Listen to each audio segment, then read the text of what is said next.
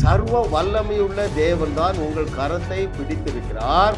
அவர் வேற லெவல்ல உனக்கு திட்டம் வச்சிருக்கிறார்.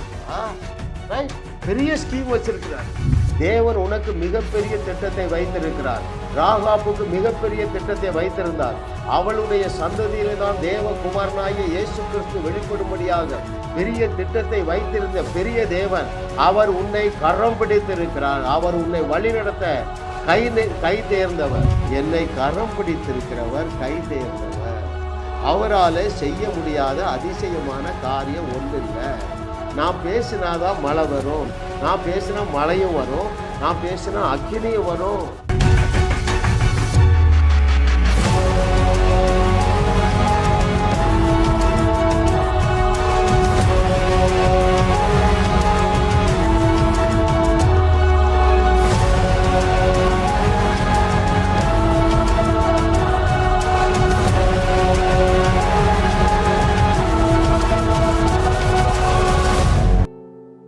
Since you are God's, choose to be kind, right? Since you are God's, choose to be a world shaker. Since you are God, be a movement leader, right? தமிழ்ல சொல்றேன் பாருங்க, நீங்கள் தேவர்களாக இருக்கிறதுனால யாவரிடமும் அன்பு காட்டும்படியாக சூஸ் பண்ணுங்க. சூஸ், நீ தான் டிசிஷன் எடுக்கணும். யாவர் மீது அன்பு செலுத்து, ரைட்?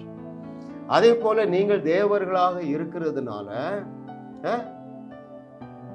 உலகத்தை உலுக்குவேன், அதை சூஸ் பண்ணுங்க. Choose to be a world Shekar. நீங்கள் அதே போல உலகத்தை உலுக்குகிறவர்களாக அல்லது தேவர்களாக இருக்கிறதுனால ஒரு மூவ்மெண்ட்டை ஆரம்பித்து அதை நடத்தும்படியாக ஒரு தீர்மானம் எடுப்பீர்களா? What does it mean? உங்களுக்கு தெரியும் யாரு நம்ம எம்எல் ஜபசிங் அண்ணன், ரைட்? உங்களுக்கு தெரியும் எஸ்டி பொன்ராஜ் அண்ணன். உங்களுக்கு தெரியும் யாரு அகஸ்டின் ஜெபக்குமார் அண்ணன். உங்களுக்கு தெரியும் குஜராத்தில் யாரு 8வது வகுப்பு படித்த நம்முடைய பிஷப் தேவதாஸ். இவர்கள் எல்லாருமே ஒரு மூவ்மெண்ட்டை ஆரம்பிக்க திட்டம் போட்டார்கள், ரைட்? கர்த்தர் அவர்களோடு கூட இருந்து பலவீனமான இவர்களை பயன்படுத்தி லட்சங்களுக்கு ஆசீர்வாதமாக இவர்களை உயர்த்துறது போல என்னுடைய வியூவர்ஸ் அத்தனை பேரும் இன்டென்ஷனலா நீங்க ஒரு மூவ்மெண்ட் ஆரம்பிக்க நீங்க டிசிஷன் எடுங்க. அப்படி எண்ணம் உள்ளவர்கள் நீங்கள் என்னோட தொடர்பு கொள்ளலாம். தேவன் உங்களை எப்படி பயன்படுத்துவார் தெரியுமா? 10 வருஷத்துல 1000 இடங்களில் நீங்கள் சபைகளை நாட்டுவீர்கள். 10 லட்சம் ஞானஸ்நானம் கொடுப்பீங்க. அதற்கு மேல அநேக அற்புதங்களை செய்வீர்கள். இப்படிதான் தேவன் உங்களை டிசைன் பண்ணி வைத்து என்னோடு இணைத்திருக்கிறார். அவருடைய நாமத்திற்கே மகிமை உண்டாவதாக. இன்றைக்கு 178வது அவருடைய அனந்த ஞானம் கை தேர்ந்தவர் கரம் பிடித்தார். ஒரு இன்ட்ரெஸ்டிங்கான ட்ரூத் ஆவியானவர் நமக்கு கற்றுத்தர போகிறார், ரைட்? பாருங்கள், கை தேர்ந்தவர் யாரு? நம்முடைய யெகோவா தேவன், எல்ஷடாய் காட், தேவாதி தேவர். எதை செய்தாலும் சிறப்பாக செய்கிறவர், பெருசாக செய்கிறவர், மக்களுக்கு திகில் பிடிக்கிற அளவுக்கு செய்திருவார். எதுல உதாரணம் வேணும்? பழைய ஏற்பாட்டில் உதாரணம் வேணுமா? புதிய ஏற்பாட்டில் உதாரணம் வேணுமா? பிரமிச்சு போயிட்டாங்க. எது? மோசே ஒரு கோலை நீட்டுறான், வழியே இல்லாத கடலுக்குள்ள ஷண பொழுதுல தண்ணீர் எல்லாம் விலகி காய்ந்த தரையாக மாறி ஒரு சாலை உருவாயிட்டு பாருங்க. எவ்வளவு பிரமிப்பு இருந்திருக்கும்ல. புதிய ஏற்பாட்டில் கை தேர்ந்தவர் என்ன செஞ்சாரு? யாரை அழைக்கணும்? பேதுருவ ஊழியத்துக்கு அழைக்கணும். ஏன்னா அவன் தான் சொதப்பல்ல ஃபேமஸ், ஒழுங்கினமானவர். சரிங்களா?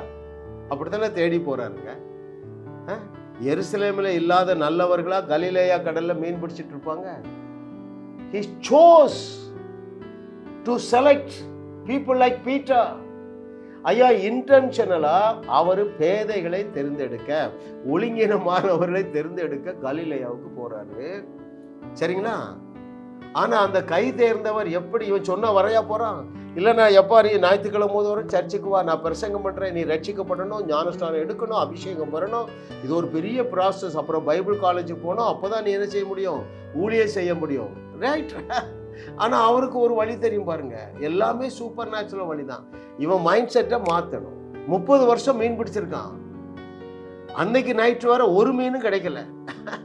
சொல்லிட்டாரு, இந்த பக்கம் வலைய போடுனா பிரமிக்கத்தக்க மீன் கிடைச்சிட்டு. அவருக்கு அப்படியே சரண்டர் ஆயிட்ட. என்ன சொன்னாலும் வந்துடுற தலைவரா, நீ பெரிய தலைவா, ரைட்? ஹல்லேலூயா. ஐயா அவர் கை தேர்ந்தவர்.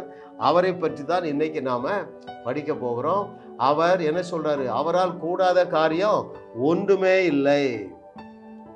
சர்வ வல்லமையுள்ள தேவன் தான் உங்கள் கரத்தை பிடித்திருக்கிறார். அவர் வேற லெவல்ல உனக்கு திட்டம் வச்சிருக்கிறாருப்பா, ரைட்? பெரிய ஸ்கீம் வச்சிருக்கிறாரு. எதுவா இருந்தாலும், நீ இப்ப பிசினஸ் பண்றியா, நீ எலான் மஸ்கை விட பெரிய ஆளாகும். That is his plan. ஏன்? It is divinity. பரலோக திட்டப்பா, மனுஷன் திட்டம் இல்ல, பரலோக திட்டம். எலான் மஸ்க் சொத்து 30,000 கோடியா, 29 லட்சம் கோடி. நம்ம ஆபிரகாமுக்கு எவ்வளவுங்க? பூமியே தாங்க முடியாத அளவுக்கு ஆசீர்வாதம். அந்த தேவன் உனக்கு வேற லெவல்ல பிளான் வச்சிருக்கிறாருப்பா. ஹல்லேலூயா, ஹல்லேலூயா, ஹல்லேலூயா. நீ நினைக்கிறான், அண்ணா நான் ரொம்ப மோசம், நான் ஒழுக்கமானவன் இல்லை, நான் பக்தியானவன் இல்லை. உன்னோடு தான் தேவன் பேசுகிறார். எனக்கு யாரை ஞாபகப்படுத்துறா தெரியுமா? வேசியாகிய ராகாப். அவ யூதனும் கிடையாது, ஒழுக்கமானவளும் கிடையாது, ரைட்? அவளை சூஸ் பண்றாருப்பா, அவளை சூஸ் பண்றாரு. எதுக்கு? இந்த பட்டணம் அழிய போகுது, எந்த எரிகோ பட்டணம் அழிய போகுது, ஆனால் உங்கள் தேவன் என்னை பாதுகாப்பார் என்று அந்த வேசிக்கு ஒரு விசுவாசத்தை கொடுத்தார் பாரு. ஏன்? விசுவாசத்தை கொடுக்கிறவர் அவர் தானே. கிருபையினாலே விசுவாசத்தை அவளுக்கு கொடுக்கிறார். யாருக்கு? வேசிக்கு. அவளை கரம் பிடிச்சு அவளுடைய சந்ததியில தன்னுடைய குமாரனை பிறப்பிக்கிறார், ரைட்? எஸ்கேப்பே ஆக முடியாதுங்க. நீங்க எவ்வளவு பெரிய பாவியாக இருந்தாலும் சரி, என்னுடைய செய்தியை நீ கேட்கிறதுனால தேவன் உனக்கு மிகப்பெரிய திட்டத்தை வைத்திருக்கிறார். ராகாபுக்கு மிகப்பெரிய திட்டத்தை வைத்திருந்தார். அவளுடைய சந்ததியிலே தான் தேவ குமாரனாகிய இயேசு கிறிஸ்து வெளிப்படும்படியாக பெரிய திட்டத்தை வைத்திருந்த பெரிய தேவன் அவர் உன்னை கரம் பிடித்திருக்கிறார். அவர் உன்னை வழிநடத்த கை தேர்ந்தவர். ஹல்லேலூயா. ஓ thank you Lord for your goodness. பெரிய காரியங்களுக்கு தேவனை நம்புவோங்க. ஒரு டிசிஷன் எடுங்க. நான் சாதாரண காரியத்துக்கு அழைக்கப்படலப்பா, மிகப்பெரிய காரியத்திற்காக, மிகப்பெரிய ஆசீர்வாதத்திற்காக, உலகை உலுக்குவதற்காக, ரைட்? உலகத்தை உலுக்கிறது என்ன? நாம் ஆராதிக்கிற தேவனே ஒரே தேவன் என்று உலகம் அறிந்து கொள்ளும்படியாக, மிகப்பெரிய ஷேக் பண்ணும்படியாக, உலகை உலுப்பும்படியாக தேவன் நம்ம இணைத்திருக்கிறார். அருமையான தேவர்களே, இதை நம்புறாங்க யாரு? எலியா நம்புறாங்க. அவனுக்கு என்ன ஆசை? நம்ம தேவனை டெமான்ஸ்ட்ரேட் பண்ணிடுப்பா. பாகால் இந்த பொம்மைகளை கடவுள்னு நம்பி 400-500 தீர்க்கதரிசிகள் அதுக்கு பூஜை பண்ணிட்டு கிடக்கான். நான் ஒரே டெமான்ஸ்ட்ரேஷன்ல அவ்வளவு வேறையும் காலி செய்ய போறேன்னு அவன் நம்புறாங்க. அவங்களுக்கு அவனே கொடுக்குறான் பலி பொருள். எப்ப அவங்க சாமியை கூப்பிடுங்கப்பா, அந்த அக்கினை இறங்குதா பாப்போம். அவன் குதிக்கிறான், கூத்தாடுறான், கிண்டல் வேற பண்றான். நம்ம எலியா என்ன கிண்டல் பண்றான்? எப்ப அவர் தூங்கிட்டு இருப்பாரு, நல்ல சத்தம் போடுங்க. கடைசியில் அவன் முடிக்கு வந்துட்டான், இந்த எங்க சாமிகிட்ட சக்தியே இல்லைன்னு. சரி வா, அவ்வளோ பேர் சுத்தி நில்லு. மத்தியில் ஒரு சின்ன பலிபீடத்தை கற்களினாலே கட்டுகிறான். கட்டிட்டு அதுக்கு மேல விறக வைக்கிறான். விறக வச்சுட்டு 10 குடம் தண்ணீரை ஊத்தி எல்லாத்தையும் பச்சையாக்குறான். ஏன்? பச்சை தண்ணீர்ல நெருப்பு பிடிக்காது என்பது சுத்தி உள்ளவர்களுக்கு தெரியும். ஆனால் எங்கள் தேவன் அற்புதம் செய்கிற தேவன். அது எவ்வளவு ஈரமா இருந்தாலும் இப்பொழுது அக்கினி இறங்கி இந்த பலியை என்ன செய்ய போகிறது? தேவன் அங்கீகரிக்க போகிறார் என்கிற நாலேஜ் எலியாவுக்கு எப்படிங்க வந்தது? ஏன் வந்தது தெரியுமா? என்னை கரம் பிடித்திருக்கிறவர் கை தேர்ந்தவர், அவரால் செய்ய முடியாத அதிசயமான காரியம் ஒன்றில்லை. நான் பேசினாதான் மழை வரும், நான் பேசினா மழையும் வரும், நான் பேசினா அக்கினியும் வரும். அறிந்திருந்தான் பாருங்க, அறிவு தாங்க. ஹல்லேலூயா. அதை ஒரு 2 வசனம் வாசிப்போம். அவன் என்ன செய்தான் பாருங்கள். தேவனுடைய பயங்கரமான வல்லமையை டெமான்ஸ்ட்ரேட் பண்ணுவதற்கு என்ன செய்தான் என்று 1 ராஜாக்கள் 18வது அதிகாரம் 34வது வசனத்தை நான் வாசிக்கிறேன். பிற்பாடு அவன், நீங்கள் 4 குடம் தண்ணீர் கொண்டு வந்து சர்வாங்க தகன பலியின் மேலும் விறகுகளின் மேலும் ஊற்றுங்கள் என்றான். பின்பு 2ஆம் தரமும் அப்படியே ஊற்றுங்கள் என்றான். 2ஆம் தரமும் ஊற்றினார்கள். அதற்கு பின்பு 3ஆம் தரமும் அப்படியே ஊற்றுங்கள் என்றான். 3ஆம் தரமும் ஊற்றி தண்ணீரா நிரப்பிட்டாங்கங்க அந்த பலியையும் விறகையும் பலிபீடத்தையும். எவ்வளவு விசுவாசம் பாருங்க. அவர் என்ன தெரியுப்பா, என்ன கரம் பிடித்து இருக்கிறவரு, என்ன கரை சேர்ப்பார்ப்பா, நான் சொன்னதெல்லாம் நடத்துவார், என்னை கொண்டு செய்வார். Hallelujah. Oh, thank you Lord for your goodness. What a loving daddy. அந்த தண்ணீர் தேவன் அனுப்பிய அக்கினியை நிறுத்த முடியல. தேவனுடைய இயற்கைக்கு அப்பாற்பட்ட பவரை, அந்த சூப்பர் நேச்சுரல் பவரை நிரூபிக்க அந்த வாய்ப்பை பயன்படுத்தி கொண்டான். யாரை போல? தாவீதை போல. பெரிய ராட்சதர் வந்து நிற்கிறான். 40 நாட்கள் ஒரு சேனையை பயந்து. இது ஒரு வெரி குட் ஆப்பர்ச்சுனிட்டி. என்னுடைய வியூவர்ஸ், உங்களை நான் தயவு செய்து நான் கேட்கிறேங்க, ஒரு செத்த சரீரம் கிடைச்சா அதை போல ஆப்பர்ச்சுனிட்டி ஒன்றுமே கிடையாதுங்க. நீங்க அட்டெம்ப்ட் பண்ணுங்க. ஒரு சரீரத்தை கூட நீங்க அட்டெம்ப்ட் பண்ணாம உடனே என்ன செய்யக்கூடாது? ரெஸ்ட் இன் பீஸ்னு போட்டுறாதீங்க, RIPன்னு போட்டுறாதீங்க. ரைட்? அது அவிசுவாசத்தை கட்டவிழ்க்கும். உயிரோட எழுப்ப அட்லீஸ்ட் 1 மணி நேரமாவது ட்ரை பண்ணிட்டு தான் நீங்க RIP போடணும். எத்தனை பேர் கவனிக்கிறீங்க? ஐயா, இவர்களெல்லாம் தேடி போய் வாய்ப்பை பயன்படுத்துறாங்க. நீ தேடியே போக வேண்டியதுல. உங்க ஊர்ல ஒருத்தர் செத்து போயிறாரு, எத்தனை வயசா இருக்கட்டும், 90 வயசா இருந்தாலும் நீ பேசு. ஒரு 80 வயசு பாட்டியை நான் பேசினேன், உயிரோட வந்துட்டு 6 மாசம் கழிச்சு செத்து போயிட்டா, பரவாயில்ல. ரைட்? வாய்ப்பை மிஸ் பண்ணாதீங்க அருமையான தேவர்களே. இவன் அளவுக்கு ரிஸ்க் எடுக்கலங்க. நான் சில சரீரத்தை எடுப்ப போறேன், பாஸ்டர் மாதிரி என்ன எதிர்பார்ப்பாங்க. ஜிப்பா போட்டு யாரு இருந்தாலே அவிசுவாசம், எனக்கு விசுவாசம் போயிடும். அப்படி இருந்தாலும் நான் 2-3 இடத்துல ரிஸ்க் எடுத்தேன். நான் பேசுறேன், மிராக்கிள் அங்க நடக்குது, ஜனங்கள் என்னோட நிற்கிறாங்க, காஃபின் பாக்ஸை திறந்து வைக்கிறோம், பேசுறேன், எல்லாரும் தொட்டு வைங்கப்பா, அற்புதம் பெற்றுக்கொண்டவர்கள்லாம் தொடுங்கன்னு சொல்லி பேசுகிறோம். சரீரம் எழும்பல, இளைஞர்கள் உற்சாகம் அடைகிறாங்க. ஏன்னா ஏற்கனவே ஒரு 20 அற்புதம் செய்துட்டோம். இந்த அங்கிள் ஏதோ ஒன்று செய்ய போறாங்க. அப்போஸ்தலர் நடபடிகள் திரும்ப வரப்போகுது. தபித்தாளை எழுப்பின தேவன் இவளை எழுப்ப போற, ஐத்தியுவை எழுப்பின தேவன் எழுப்ப போறார். விசுவாசம். தம்பி தூக்கி உட்கார வைக்கிறாங்க. தூக்கி உட்கார வச்சுட்டாங்க. ஒரு பாஸ்டர் வந்தார், என்கிட்ட அந்த மைக்கை வாங்கிட்டார். இந்த மலர் தேவனுக்கு ரொம்ப பிரியமான மலர், எனவே அவர் எடுத்துக்கொண்டார். புரியுதா உங்களுக்கு? அவிசுவாசத்தை கட்டவிழ்ப்பார்கள் என்பதை தெரிந்துதான் ஆண்டவர் அங்க எழுப்ப போகும்போது எல்லாத்தையும் வீட்டை விட்டு வெளியே தின்றார். அந்த அளவுக்கு எனக்கு தைரியம் வரல. பாஸ்டர் மாதிரி வெளியே போய் சொல்ல முடியுமா? அருமையான தேவர்களே, ஐயா உங்களை கரம் பிடித்தவர், கை தேர்ந்தவர். அப்படி என்றால் என்ன பொருள்? நீ விசுவாசத்துல என்ன செய்தாலும் உன்னோட கூட நின்று அவருடைய மகிமையை வெளிப்படுத்தும்படியாக தேவன் உன்னை என்னோடு இணைத்திருக்கிறார். எந்த சரீரத்தையும் உயிரோட எழுப்பாம விடாதீங்க. அது சாத்தியம். முட்டுவலி முதுவலியை போக்க 2 வேணுங்க. முட்டுவலி முதுகுவலி தலைவலிலாம் ஈஸியாக நீங்கள் போக்கிடுறீங்க இல்லையா? நிறைய பேர் ஃபோன் பண்ணுறீங்க, அங்கிள் நான் அப்போ பேசினா அற்புதம் நடக்குது. பாருங்கள், ஒரு வியாதியை நீக்கிறதுக்கு 2 வேணும். என்னது? உங்களுக்கு தகுதியும் வேணும், சூப்பர், அதாவது விசுவாசமும் வேணும், பவரும் வேணும், தகுதியும் வேணும். இந்த 3மே உங்ககிட்ட இருக்குது என்பது மாத்திரமல்ல, தலைவலி வைத்தவலியை போக்க எவ்வளவு பவர் வேணுமோ அந்த பவர் போதும். செத்தவங்களை எழுப்பிடலாம். பைபிள்ல ஒரு பழைய ஏற்பாட்டிலையும் புதிய ஏற்பாட்டிலையும் 10 இடங்களில சடலங்கள் உயிரோட எழும்பி இருக்கின்றன. ஒரு இடத்துலையும் ஒருத்தரும் கஷ்டப்படலை. 40 நாள் உபவாசம் பண்ணல, 1 மணி நேரம் ஜெபம் பண்ணல. பேதுரு மட்டும்தான் ஜெபம் பண்ணிட்டு தபித்தாலே எழுந்திருந்தான். அந்த ஜெபமே தேவையில்லையா? இயேசு அதான் சொல்லி கொடுத்தாரு, லாசருவே வெளியே வா என்றுதான் சொன்னாரே தவிர, எப்பா 12 பேரும் கல்லறையை சுத்தி நில்லுங்க, 1 மணி நேரம் அந்நிய பாஷை பேசுங்க, உயிரோட வரல முழங்கால் போடுங்க, 1 மணி நேரம் ஜெபம் பண்ணுங்க, அப்படியே சொன்னாரு. லாசருவே வெளியே வா, லாசருவே 1 செகண்டு வெளியே வா, 1 செகண்டு லாசருவே வெளியே வா, 3 செகண்டு தாங்க.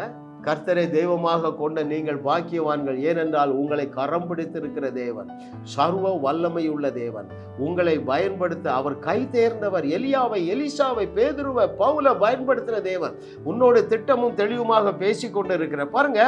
அவ்வளவு தண்ணியை ஊத்தி அந்த பலிபீடத்தை குளிப்பாட்டி நடந்த ரிசல்ட் என்ன தெரியுமா? நான் அதே உங்களுக்கு வாசிக்கிறேன். 38வது வசனம், 1 ராஜாக்கள் 18:38. அப்பொழுது கர்த்தரிடத்தில் இருந்து அக்கினி இறங்கி அந்த சர்வாங்க தகன பலியையும், 1 பலியையும், 2வது விறகுகளையும், 3வது கற்களையும், 4வது மண்ணையும் பட்சித்து வாய்க்காலில் இருந்த தண்ணீரையும் நக்கி போட்டது. ஏனென்றால் என் கரத்தை பிடிச்சிருக்கிறவர் இன்னார் என்று எலியாவுக்கு தெளிவு இருந்ததுங்க. ஹல்லேலூயா. கர்த்தரை தெய்வமாக கொண்ட நாம் பாக்கியவான்கள். ஏனென்றால் அவனுக்கு இல்லாத வெளிப்பாடு நமக்கு வேணும். ஏனென்றால் அவனுக்கு இல்லாத வல்லமை நமக்கு இருக்குங்க. அவனுக்கு இல்லாத தகுதி நமக்கு இருக்கு. மத்தேயு 11:12 அதானே சொல்றாரு. எப்பா, ஸ்ரீகளுத்துல பிறந்ததுல யோவான் ஸ்நானங்க தான் ரொம்ப டாப். ஆனா ஒரு சந்ததி வருது, கிருபைக்கு கீழே தேவனுடைய ராஜ்யத்துக்குள்ள அவங்க வந்துருவாங்க. இந்த பூமியில இருக்கும் பொழுது அவர்கள் இவர்கள் எல்லாரையும் விட பெரியவர்கள். Read and meditate the book of Matthew chapter 11 verse 11. அதனாலதான் நான் தைரியமா நிற்கிறேன். எலியா, எலிசாவை விட நம்ம சிறந்தவர்களுங்க. ஒரு 10 காரணம் சொல்லட்டா ஏன் நாம் எலியா, எலிசா, தாவீதை விட சிறந்தவர்கள். ரைட் ஐயா, அவர்களுக்கு இயேசு கிறிஸ்துங்கிற நாமம் இல்லை, இயேசு கிறிஸ்துவுடைய ரத்தம் இல்லை, இயேசு கிறிஸ்துவுடைய மாமிசம் இல்லப்பா. அவர்களுக்கு நீங்கள் பூமிக்கு உப்பாக இருக்கிறீர்கள் என்கிற வார்த்தை இல்லை, பூமிக்கு வெளிச்சமாக இருக்கிறீர்கள் என்கிற வார்த்தை இல்லை. உன்னிடத்திலிருந்து ஜீவ தண்ணீர் புறப்படும் என்று இயேசு உன்னை பார்த்து சொன்னார, அந்த வார்த்தை அவனுக்கு இருந்ததா? யாருடைய பாவங்களை மன்னிக்கிறீர்கள் அவருடைய பாவங்கள் மன்னிக்கப்படுங்கிற வார்த்தை அவங்களுக்கு கிடையாதுங்க. எவ்வளவு எழும்ப வேண்டிய நாம பரிதாபமா வாழ்ந்துட்டு இருக்கோம். ஹல்லேலூயா. 21வது நூற்றாண்டுல என்னோடு இணைந்து கொள்ளுங்கள் அருமையான தேவர்களே.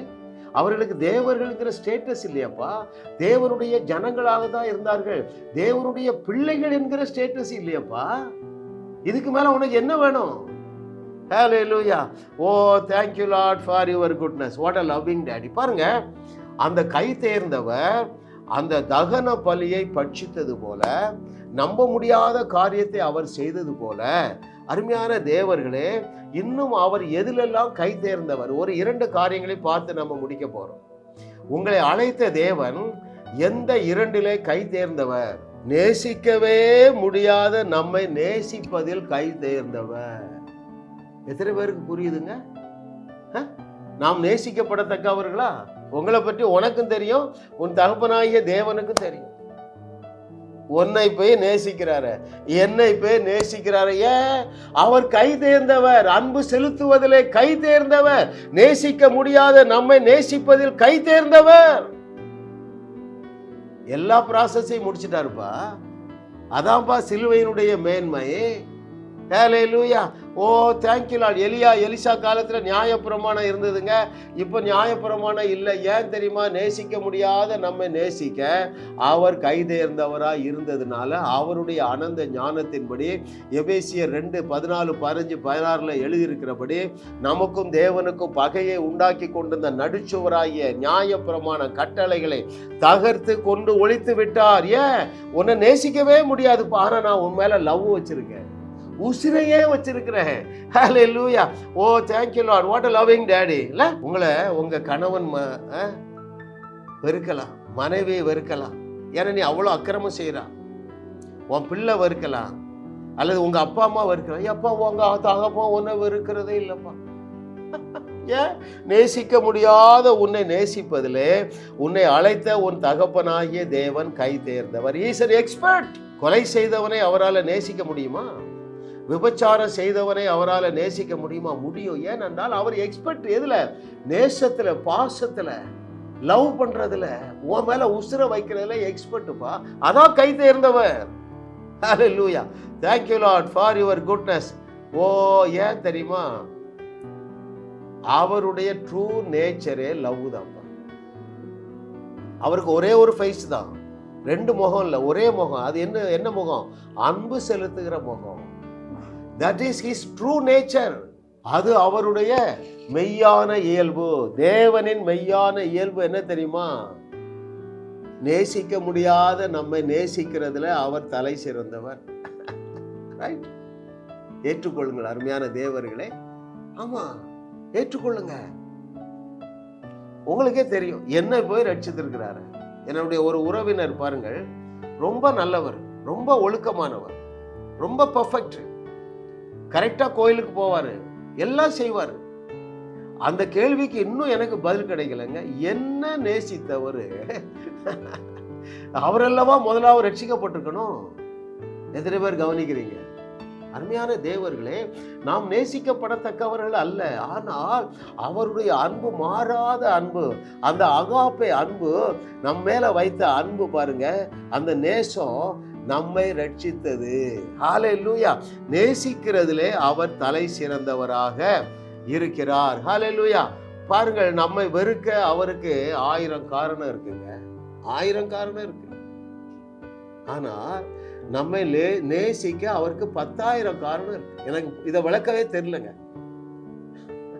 உங்க எல்லாருக்கும் அந்த கேள்வி இருக்குல்ல? என்ன கேள்வி இருக்கு?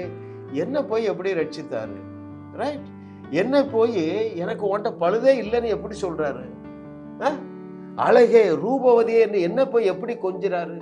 That is his unconditional love. அதுல அவர் கை தேர்ந்தவர், அவர் excellence. Hallelujah. Thank you Lord. இப்போ உங்களுக்கு ஒரு ஆலோசனை சொல்றேன். உங்களை நீங்கள் அப்படி நேசிங்க. என்ன நீங்க செய்யக்கூடாது? நான் புழு, நான் பூச்சி. ரைட்? தேவனால் என்ன நேசிக்க, இந்த பொய்யெல்லாம் நம்பாதீங்க. இதை நம்பி இதை பாடுறீங்க, நான் பாவி, நான் தெள்ளு பூச்சி, அவ்வளவுதான் வச்சுக்கன்னு விட்டுறாரு. அவர் கரத்தை பிடித்து இழுக்கிற தேவன் அல்ல, எழுதி தந்துட்டாரு எல்லாத்தையும். சத்தியத்தை சரியாக போதிக்க ஜான் ஏஎஸ் சிங் மாதிரி பலரை எழுப்பி இருக்கிறார். அவர்கள் பேசுகிற சத்தியத்தை மாத்திரம் கேளுங்க. ஏன் உங்களை கரம் பிடித்தார் என்பதை நீங்கள் அறிந்து கொள்ளுவீர்கள். ஹல்லேலூயா. கர்த்தருடைய நாமத்திற்கு மகிமை உண்டாவதாக. இரண்டாவதாக, உங்களை கரம் பிடித்த அந்த கை தேர்ந்தவர் பயன்படுத்தவே முடியாத ஒன்றை பயன்படுத்துகிறார். யாரு என்ன பயன்படுத்த முடியுங்க?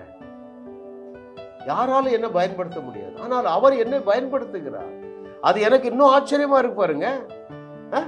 மோசையை பயன்படுத்த முடியுமா? திக்குவாயி, மந்தனாவு, கொலை செய்தவன், ஒன்றுக்கும் லாய்க்கு இல்ல, அதனால மாமனார் வீட்டுல வீட்டு மாப்பிள்ளையா இருக்கிறான்.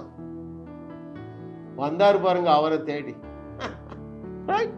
ஹல்லேலூயா. ஐயா, பயன்படுத்தவே முடியாத நபரைத்தான் வேதம் முழுவதிலும் பயன்படுத்தி இருக்கிறார். ஹல்லேலூயா. கர்த்தர் நல்லவர். தாவீதை பயன்படுத்த முடியுமா? யாரு? நம்ம ராகாபை பயன்படுத்த முடியுமா? அருமையான தேவர்களே, திரும்ப திரும்ப சொதப்பல் பண்ணான யாரு? நம்ம பீட்டரு.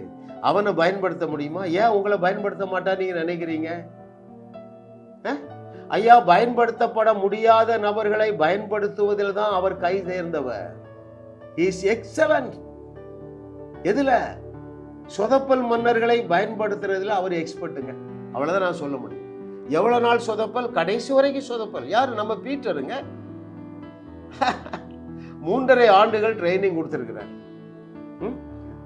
உண்டு உறங்கி எல்லாத்தையும் டெமான்ஸ்ட்ரேட் பண்ணி முடிச்ச பிறகு இயேசு பலமுறை சொல்றாரு, எப்பா நான் சிலுவையில் அறையப்படுவேன், அடக்கம் பண்ணப்படுவேன், 3ஆம் நாள்ல உயிரோட எழும்புவேன். 12 பேருக்கும் உள்ள போகவே இல்லை.